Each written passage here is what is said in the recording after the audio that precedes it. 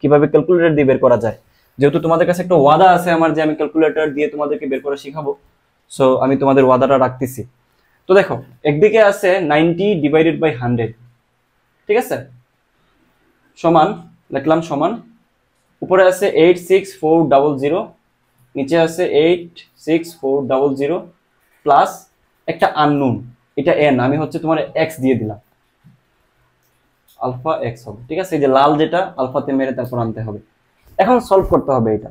তো সলভ করার দেখো দেখো শিফট সলভ, ইনিশিয়াল একটা মান আমি 0 দিলাম, তুমি 1ও দিতে পারো, তোমার ইচ্ছা।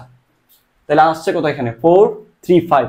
ধরো তুমি চাচ্ছ যে ভাই আমি অন্য একটা মান দিতে চাই, তাহলে ধরো আমি তোমার ইনিশিয়ালি 20 দিলাম, সমান দিলাম, সেম মানটাই আসবে, বুঝছো।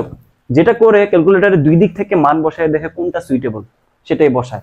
L1/10 বৃদ্ধি পাওয়া মানে কি, আমি সবকিছু দেখাই দিচ্ছি, বোর হওয়ার কিছু নাই, যারা বুঝতেছো তারা টান দিয়ে চলে যাও। দেখো 10/100 ইন্টু L1 যে কথা, আর L1/10 এটা তো একই কথা। তার মানে L1/10 বৃদ্ধি পাওয়া মানে হচ্ছে 10/100 মানে হচ্ছে 10% বৃদ্ধি পাওয়া। তাহলে আনসার হবে কি 10% বেশি। বোঝা গেছে?